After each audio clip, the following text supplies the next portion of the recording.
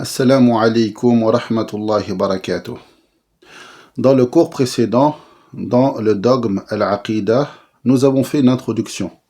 Aujourd'hui, nous allons étudier notre deuxième cours dans la matière al-Aqidah, avec pour intitulé les gens de la Sunna et du consensus. Qui sont les gens de la Sunna et du consensus? Ce qu'on appelle Ahl Sunna wal Jama'a. اقترب للناس حسابهم وهم في غفلة معرضون. الحمد لله رب العالمين والصلاة والسلام على أشرف الأنبياء والمرسلين محمد وعلى آله وصحبه أجمعين. اللهم إنا نسألك علما نافعا وعملا صالحا وقلبا خاشعا ولسانا ذاكرا. اللهم علمنا ما ينفعنا وانفعنا بما علمتنا واجعله حجة لنا ولا تجعله حجة علينا يا رب العالمين. Allah subhanahu wa ta'ala dit dans le Coran al-Karim: Ya ayyuhalladhina amanu آمنوا بالله ورسوله والكتاب الذي نزل على رسوله والكتاب الذي أنزل من قبل ومن يكفر بالله وملائكته وكتبه ورسله واليوم الآخر فقد ضل ضلالا بعيدا. Allah subhanahu wa ta'ala, il dit et s'adresse aux croyants, il dit: ô les croyants, soyez fermes en votre foi en Allah, en son messager, au livre qu'il a fait descendre sur son messager et au livre qu'il a fait descendre avant. Quiconque ne croit pas en Allah, en ses anges, en ses livres, en ses messagers, et au jour dernier, s'égare loin dans l'égarement. Allah subhanahu wa ta'ala, il nous ordonne d'avoir la foi et d'être ferme en notre foi. Que veut-il dire par nous ordonner d'avoir la foi? C'est-à-dire développer cette foi en vous-même et regarder votre sincérité en elle. Lorsqu'on parle de la foi, on parle de la foi de manière générale et on peut aussi parler de la foi de manière détaillée. Ce qu'on appelle al-iman al-ijmali ou al-iman al-tafsili. Donc, celui qui a la foi en Allah subhanahu wa ta'ala, aux anges, en ses livres, en ses messagers et au jour dernier, à la prédestinée de manière générale, il est croyant. Cependant, on peut détailler la foi en Allah, la foi aux anges, la foi aux livres, et tout ce qui augmente la connaissance dans ces détails augmentera la foi. C'est ce que l'on veut connaître dans cette matière. C'est connaître ces détails qui sont liés à la foi afin d'augmenter notre foi en Allah subhanahu wa ta'ala. Lorsque Allah Jalla Jalaluh nous demande d'avoir la foi, c'est-à-dire soyez fermes sur cette foi, jusqu'à ce que vous rencontriez votre Seigneur. Ce que l'on veut dans cette matière, c'est être ferme sur la croyance authentique, Ahl Sunnati wal Jama'a. On entend souvent ce terme, mais on entend aussi le terme Aqidatul Firqatul Najiyah, la croyance du groupe sauvé. Qui est le groupe sauvé? Qui sont les groupes égarés? Al-Firqa Najiyah, le groupe sauvé, ou Al-Firaq Dalla, les groupes égarés. Quelle est la croyance des gens de la Sunna et du consensus? Par quoi se distingue la croyance des gens de la Sunna et du consensus? Quelles sont les caractéristiques des gens de la Sunna et du consensus? Qu'est-ce qui est voulu par ce terme? Les gens de la Sunna et du consensus, et quel est son contraire? Qui est le groupe sauvé? Et qui est le groupe voué à sa perte, promis au châtiment? Quelle est la différence entre les gens de la Sunna et du consensus et les gens de l'innovation et de l'égarement dans les sources même de la croyance? On commence par le hadith du prophète Mohammed sallallahu alayhi wa sallam. قال عبد الله بن مسعود رضي الله عنه خط رسول الله صلى الله عليه وسلم خطا كان خط مستقيم ثم قال صلى الله عليه وسلم وفي بعض الروايات وضع إصبعه على هذا الخط المستقيم في مقدمته ثم قال صلى الله عليه وسلم هذا سبيل الله ثم خط خطوطا عن يمينه وعن شماله ثم قال هذه السبل على كل سبيل منها شيطان يدعو إليه.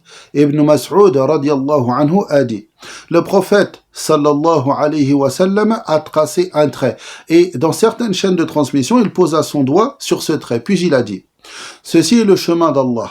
Puis à sa gauche et à sa droite il a fait des traits et a dit: ceux-ci sont les sentiers. Et il y a à chacun d'entre eux un shaitan qui appelle à ce sentier. Donc il apparaît clairement que celui qui sort dans ces sentiers, il sort du chemin de la droiture. ثم تلا قوله تعالى وأن هذا صراطي مستقيما فاتبعوه ولا تتبعوا السبل فتفرق بكم عن سبيله ذلكم وصاكم به لعلكم تتقون. Puis le prophète sallallahu alayhi wa sallam a récité ce verset. Et voilà mon chemin dans toute sa rectitude. Suivez-le donc et ne suivez pas les sentiers qui vous écartent de sa voie. Voilà ce qu'il vous enjoint, ainsi atteindrez-vous la piété. Le prophète sallallahu alayhi wa sallam nous informe que celui qui veut accéder à l'agrément d'Allah, accéder au paradis, il n'a pas d'autre chemin si ce n'est que de suivre le chemin de la droiture. Et sortir du chemin de la droiture, c'est emprunter les sentiers des diables, shayatin. Donc maintenant, ce qu'il faut savoir, c'est quel est le chemin de la droiture, c'est-à-dire qui l'a emprunté avant nous. Les premiers qui ont emprunté le chemin de la droiture sont les prophètes. Et le dernier d'entre eux est notre prophète Mohammed sallallahu alayhi wa sallam. Il est notre exemple, il a emprunté le chemin de la droiture par la parole, les actes, par la foi et les actes de piété. Puis ses nobles compagnons l'ont suivi, radiyallahu anhum. Ce chemin, on l'appelle sunnah. Que veut dire la sunnah? As-sunnah. As-siratul mustaqim. La sunna est le chemin de la droiture. La sunna est l'islam que nous a apporté le prophète Mohammed sallallahu alayhi wa sallam. Le terme sunna, toujours on entend ce terme, sunna, il y a deux façons de l'utiliser. Soit on l'utilise en opposition à l'innovation, al-bid'a, soit on l'utilise en opposition au chiisme, sunnah wa shi'a. Donc, lorsqu'on utilise le mot sunna en opposition à l'innovation, la bid'a, on vise ici l'islam que nous a apporté le prophète Mohammed sallallahu alayhi wa sallam, le chemin de la droiture. Celui qui l'a emprunté, et l'innovation, ce sont les sentiers qui ont dévié du chemin de la droiture. Les sentiers des shayatines, que ce soit un shaitan djinn ou un shaitan humain. Le shaitan qui les appelle à sortir de la droiture. Notre prophète, sallallahu alayhi wa sallam, a emprunté le chemin qui nous mène à l'agrément d'Allah, ainsi que ses nobles compagnons. Et on appelle cela la sunna. Qui sont les gens de la sunna et du consensus en opposition aux gens de l'innovation? C'est le prophète, sallallahu alayhi wa sallam, ainsi que ses nobles compagnons et ceux qui suivent leur voie. Hum Jama'atul muslimin, ceux qui s'accrochent au Coran et à la Sunna, et ce sur quoi se sont regroupés les salafs, les prédécesseurs, ma ajma'a alayhi salaful ummah. Celui qui suit le Coran et la Sunna et le consensus, alors fait partie des gens de la Sunna et du consensus. Al-jama'a, le groupe, ce mot-là, al-jama'a min al-ijtima'. Ils se sont regroupés sur le fait de prendre la sunna du prophète sallallahu alayhi wa sallam dans le dogme, dans les adorations, dans le comportement et ont construit leur dîn sur ces bases. L'opposé de cela est l'innovation et l'égarement. Maintenant, on revient à l'autre sens de la sunna lorsque la sunna est l'opposé du chiisme. On parle de ceux qui ont la foi et croient fermement que le calife, après la mort du prophète sallallahu alayhi wa sallam, revient à Abu Bakr, puis à Omar, puis à Uthman, puis à Ali, radiyallahu anhum ajma'in. Et qu'ils se succèdent dans le mérite tel qu'ils se succèdent dans le califat. En opposition à cela, les chiites, refusent quiconque devancerait Ali dans le califat. Et il voit que son statut d'imam est caduc. On les appelle Ar-Rafida. Haoula Shia Ar-Rafida. Donc on a le terme sunna en opposition au chiisme et on a le terme sunna en opposition aux innovateurs. Ceux qui sont en accord avec les gens de la sunna dans l'ordre des califats bien guidés, on les appelle sunnites, sunnis. Ils rentrent dans ce qu'on appelle sunna en opposition au chiisme. Par contre, ils ne rentrent pas forcément dans le terme sunna en opposition à l'innovation. Celui qui innove dans les bases de la religion, usul ad-din, dans la foi, dans les sujets de la destinée, dans les noms et les attributs, il sort des gens de la sunna et du consensus et fait partie des gens de l'innovation et de l'égarement. Ainsi, on voit les choses de manière plus claire maintenant. Nous revenons donc au sens du mot innovation, al-bid'a. Al-bid'a, celui qui innove dans la religion, que ce soit dans le dogme, la croyance ou les adorations, invente une chose qui n'est pas confirmée par le prophète sallallahu alayhi wa sallam, qui n'est pas rapportée de ses compagnons. Quiconque invente une chose dont Allah n'a fait descendre dessus aucune preuve, dont le prophète n'a pas informé de cela, que ce soit dans la croyance, dans les adorations, que ce soit des paroles, des actes et appelle à suivre ce chemin, on dit de lui que c'est un innovateur mubtadi' et que ce chemin qu'il a inventé est une innovation, bid'a. Dans la religion, on parle de bid'a dans la religion et pas dans la dunya. Dans cela, on regarde une chose.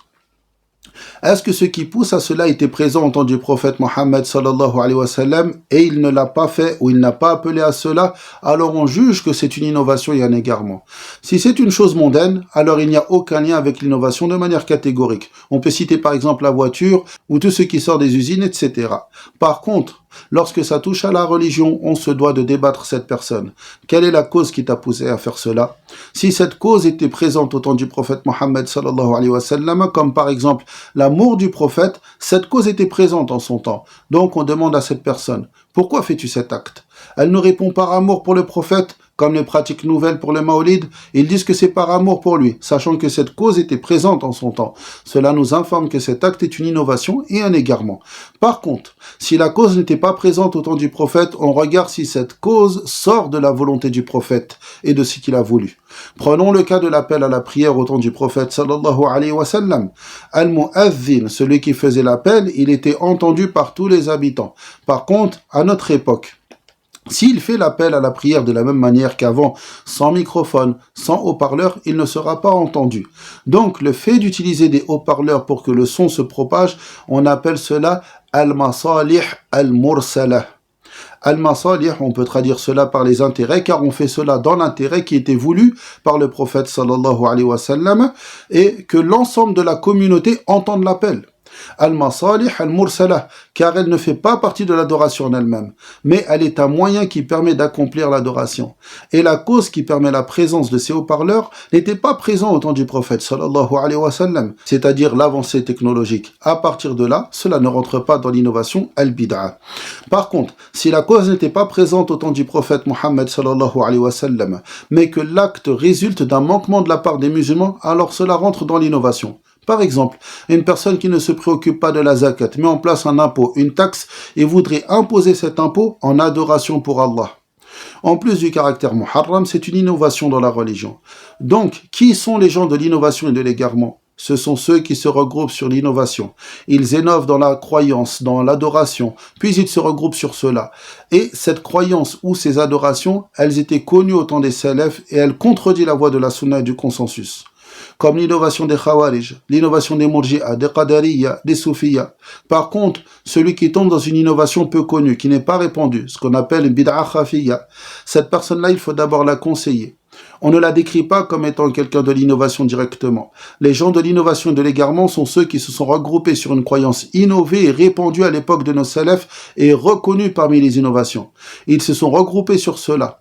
Appellent les gens à cela. Ceux qui les contredisent, ils les décrivent comme étant des gens de l'égarement. Celui qui suit la voie du prophète Mohammed sallallahu alayhi wa sallam et de ses compagnons fait partie des gens de la sunna.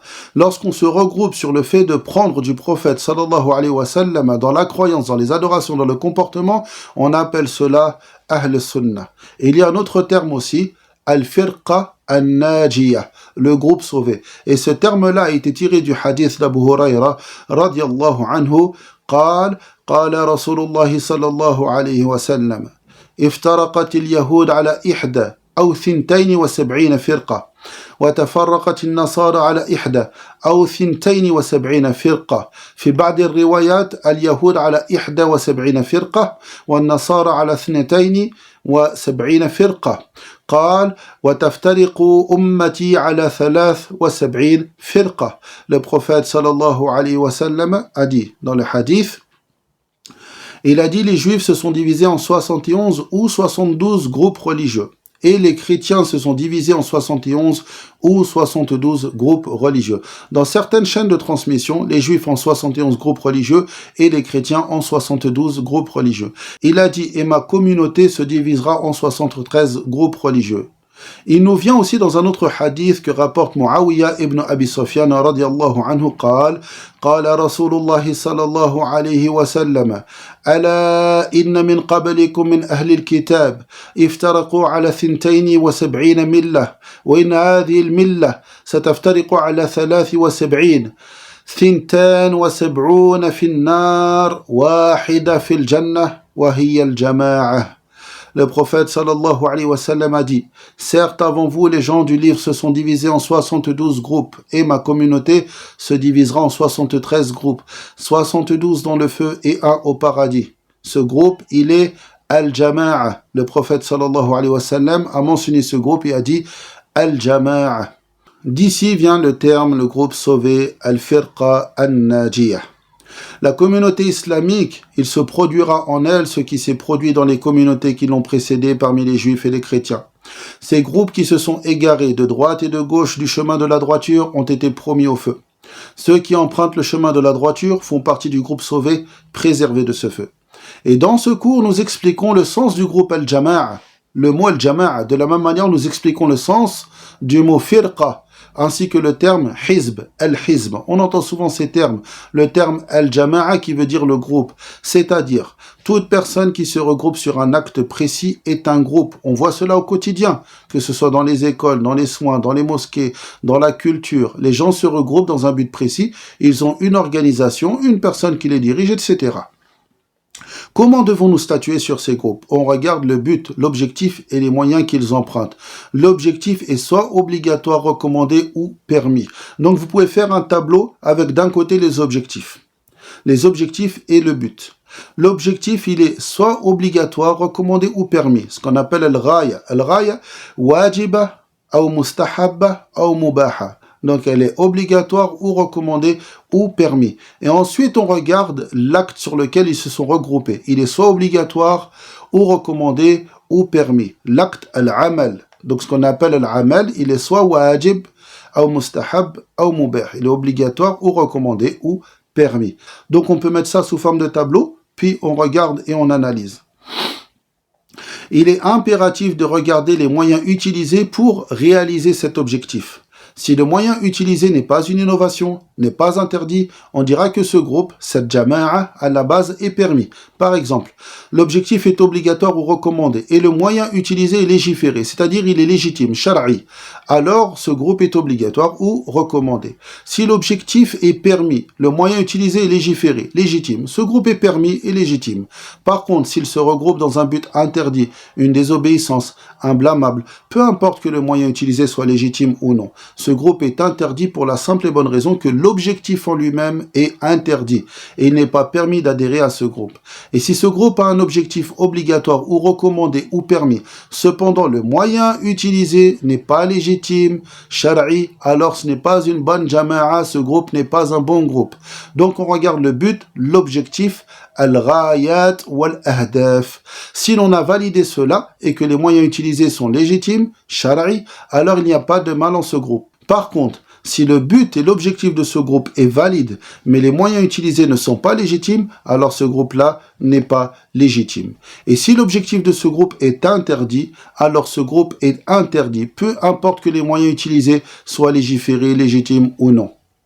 Les gens de la sunna et du consensus, Ahl sunnati wal jama'a, ils se sont regroupés sur la sunna. Et pour cette raison, ils ont emprunté la voie du prophète sallallahu alayhi wa sallam, la sunna du prophète sallallahu alayhi wa sallam. Donc on emploie le terme firqa et on emploie aussi le terme hizb. Parlons maintenant du terme hizb. Puis ensuite, nous reviendrons sur le terme firqa. Le terme hizb veut lui aussi dire groupe. Jama'a, c'est un parti. Par contre, lorsque l'on parle du hizb, il y a la notion de l'alliance et le désaveu par rapport aux principes sur lesquels ils se sont regroupés et ont fondé ce parti. Si cela est en accord avec les principes de la sunna, nous le soutenons, nous l'aimons et l'aidons. Par contre, si cela n'est pas en accord avec les principes de la sunna, nous nous désavouons de lui et le nommons hizbiyya. Comment juge-t-on un hizb? On regarde ses principes. Si cela est l'islam dans sa globalité, At-Tahazzub, ils se sont regroupés, ont formé un parti sur l'islam et l'alliance et le désaveu en cela, alors ils sont sur la bonne voie, Al-Manhajus Sahih. Allah subhanahu wa ta'ala dit dans le Coran, Ala inna hizballahi humul muflihun. Il dit certes le parti d'Allah est celui de ceux qui réussissent.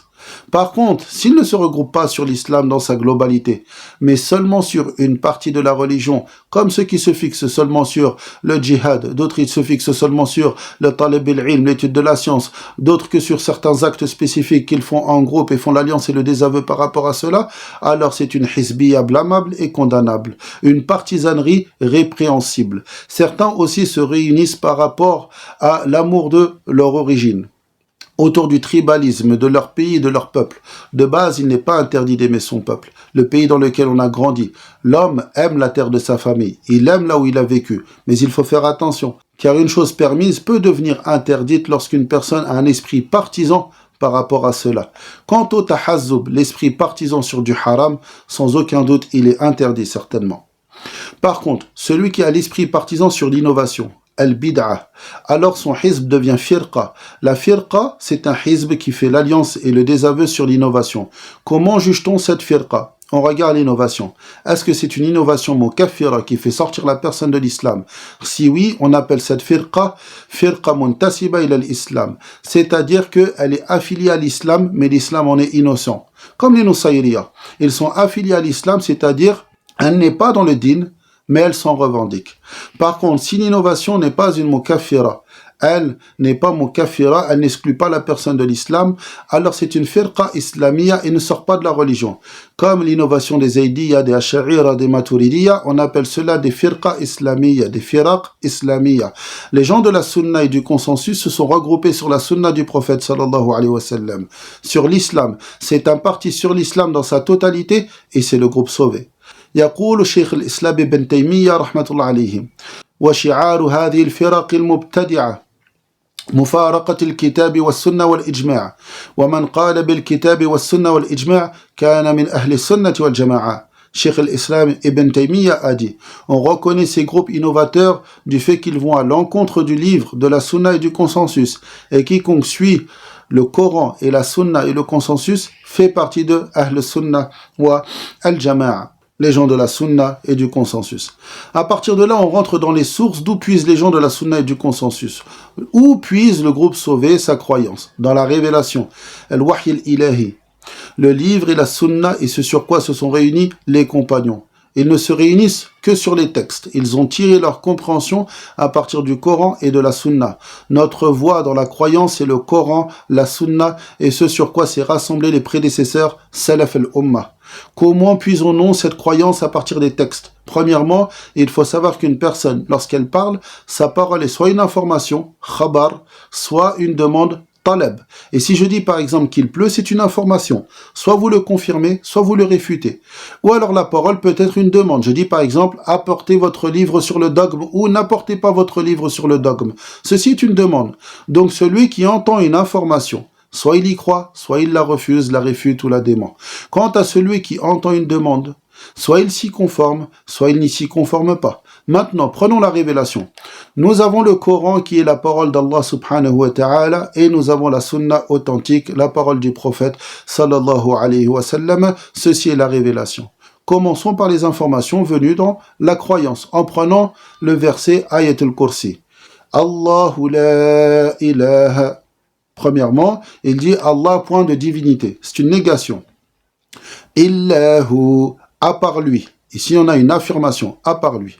Al-Hayyul Qayyum, le vivant, celui qui subsiste par lui-même, Al-Qayyum, c'est une affirmation. La ta'khudhuhu sinatun wa la naum, ni somnolence, ni sommeil ne le saisissent. Une négation. Lahu ma fis samawati wa ma fil ard. À lui appartient tout ce qui est dans les cieux et sur la terre. C'est une affirmation. Man dha alladhi yashfa'u 'indahu illa bi'idhnihi. Qui peut intercéder auprès de lui sans sa permission? Ce qu'on appelle istifham inkar. Il pose la question pour expliquer que vous ne pouvez pas sans sa permission.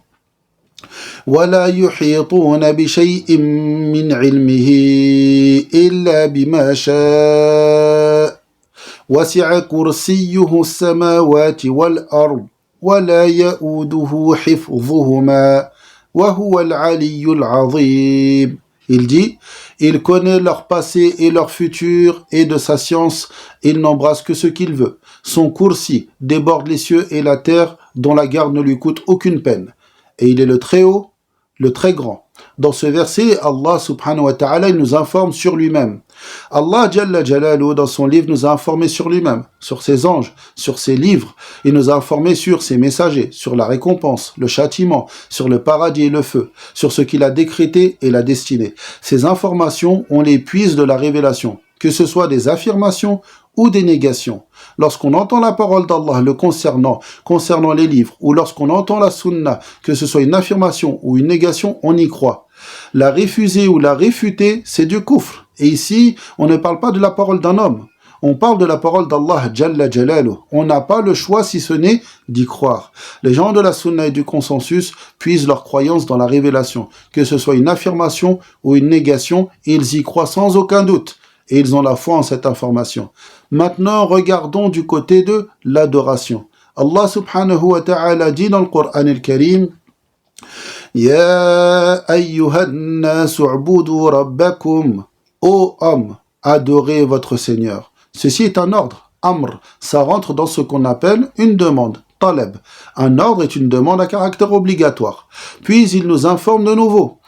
الذي خلقكم والذين من قبلكم لعلكم تتقون الذي جعل لكم الأرض فراشا والسماء بناء وأنزل من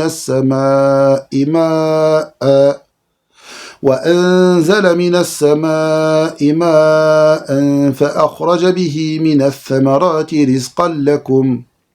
Il dit, qui vous a créé vous et ceux qui vous ont précédés. Ainsi atteindriez-vous la piété.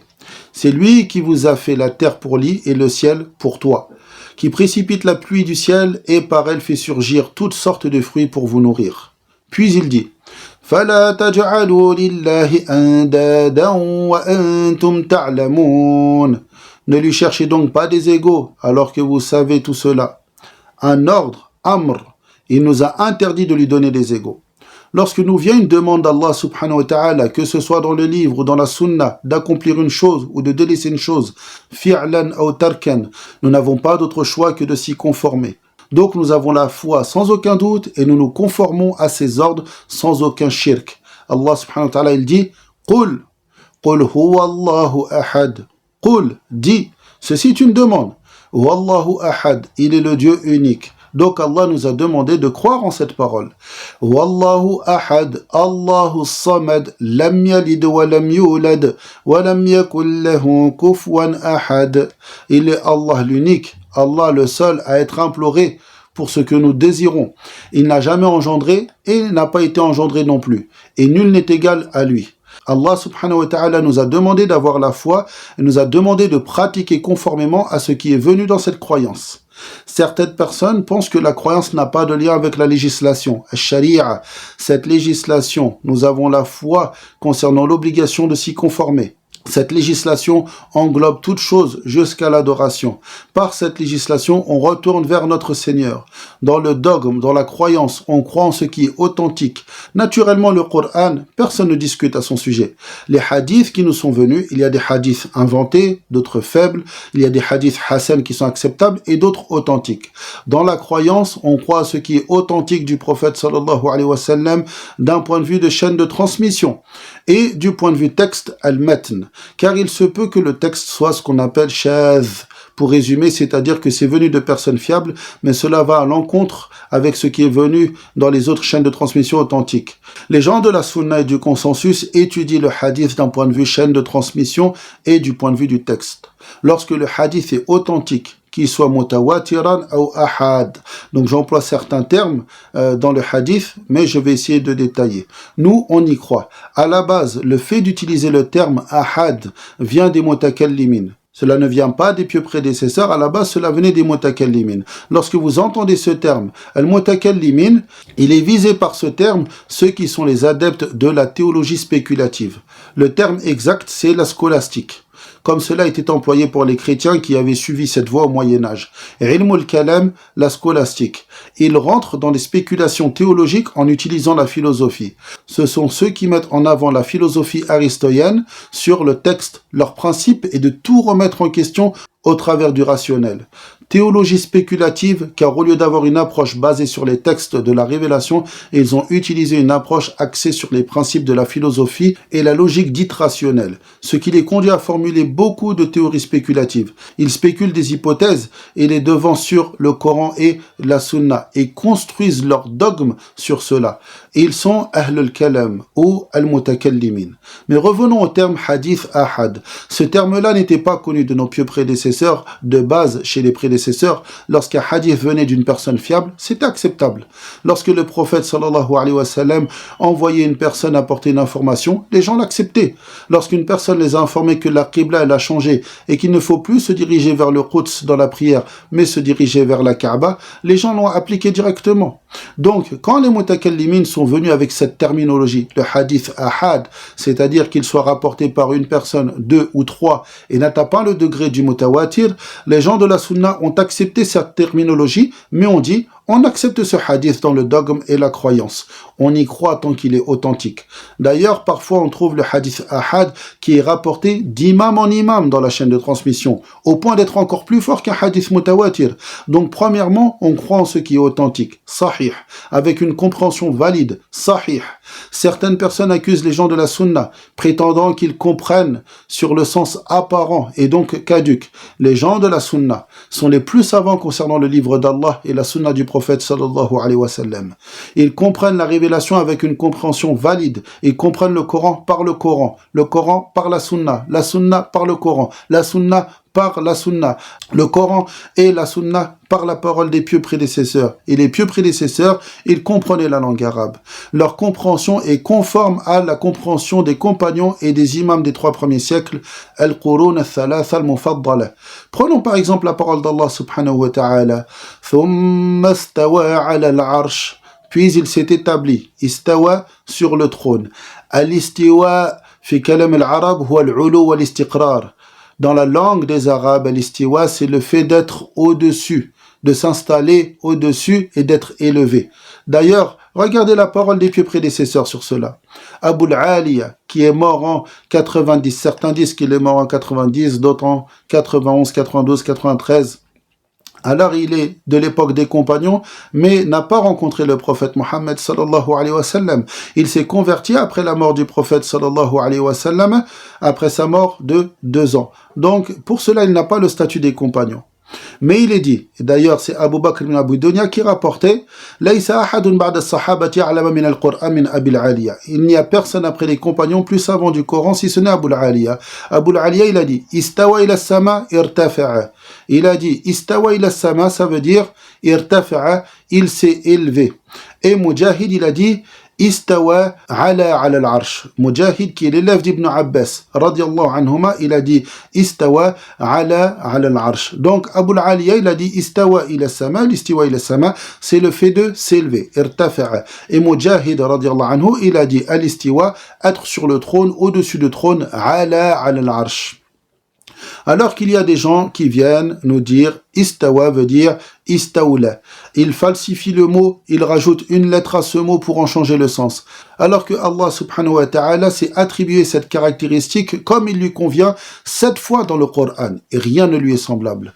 Il n'est venu dans aucun texte l'interprétation qui voudrait que le sens de Istawa soit Istawla. Ce n'est ni venu du prophète, ni de ses compagnons. Ils ont compris ce terme sur son sens apparent, tout en ignorant le comment. Il est établi sur son trône, tel qu'il lui convient. Et ceci est la croyance, la compréhension des imams des 3 premiers siècles. Donc, personne ne peut venir dire « Istawa » veut dire « Istawla ». Comment sais-tu que la compréhension du texte est valide? Tu te dois d'avoir une source vers laquelle te retourner. Et cette source, c'est que ta compréhension ne doit pas contredire la compréhension des compagnons. Ce qu'ont compris les compagnons, c'est ça l'islam. Et c'est ça la croyance valide. Donc si toi tu as compris une chose en contradiction avec les compagnons, alors sache que ce que tu as compris n'est pas l'islam. Une compréhension valide est une compréhension calquée sur la compréhension des pieux prédécesseurs, les compagnons ainsi que les 3 premiers siècles. Al-Qurun al-Thalatha al-Mufaddala. C'est le vrai sens voulu lorsque vous entendez le terme Manhaj al-Salafi. Nos pieux prédécesseurs étaient sur la vérité. Et celui qui choisit de s'opposer à eux, alors il aura choisi un autre din. Binadharin sahih. Il faut avoir une vision valide. Certaines personnes, lorsqu'elles regardent ces informations venues d'Allah, à partir du moment où que c'est une information, elle nous vient d'Allah, on y croit, et que ce soit l'unicité dans sa seigneurie, l'unicité dans ses noms et ses attributs, les anges, les livres, les messagers, le jour dernier, la destinée, ils disent, ce sont des informations qui n'ont aucun sens rationnel, mais on y croit. La dalal aqliya fiha. Ceci est une compréhension erronée, car la croyance qui est venue dans le Coran et dans la Sunna, elle est venue avec les preuves rationnelles en conformité avec la raison. Par exemple, l'existence d'Allah subhanahu wa ta'ala. Allah jalla jalalu dit dans le Coran, أم خلقوا من غير شيء أم هم الخالقون أم خلقوا السماوات والأرض بل لا يوقنون. Allah Jalla Jalaluh, il dit, ont-ils été créés à partir de rien, ou sont-ils eux les créateurs, ou ont-ils créé les cieux et la terre, mais ils n'ont plutôt aucune conviction. Donc le Coran, il est venu avec les preuves rationnelles confirmant l'existence d'Allah subhanahu wa ta'ala, concernant la prophétie du messager, concernant le jour dernier. Ainsi, d'autres personnes pensent que l'on peut trouver dans notre dogme ce qui est en contradiction avec la nature saine ou la raison saine. C'est pour cela qu'il faut avoir une bonne vision et savoir que le dogme est en harmonie avec la nature saine et la raison saine sur le chemin de la droiture. Nous avons la foi sans aucun doute, et ce n'est même pas un sujet à débat. Allah subhanahu wa ta'ala dit dans le Coran, Ya ayyuhalladhina amanu la tuqaddimu bayna yaday Allahi wa rasulih. Il dit Jalla Jalaluh, ô vous qui avez cru, ne devancez pas Allah et son messager. Ne mettez rien avant la révélation, ni votre propre personne, ni vos chouyours. Les gens de l'innovation, ils sont venus avec des visions, des sciences, des civilisations, et ils les ont fait prévaloir dans la balance sur la révélation. Ils les ont mis en avant et les ont fait devancer la révélation. Nous croyons en ce qui est authentique et valide, avec une compréhension authentique et valide et une vision authentique et valide, sans aucun doute. On ne met rien en avant sur le texte, pas de falsification, pas d'interprétation caduque, pas de réfutation et pas de rejet. Et sur ces mots, nous terminons ce cours. Wa jazakumullahu khayra. Wassalamu alaykum wa rahmatullahi wa barakatuh. اقترب للناس حسابهم وهم في غفلة معرضون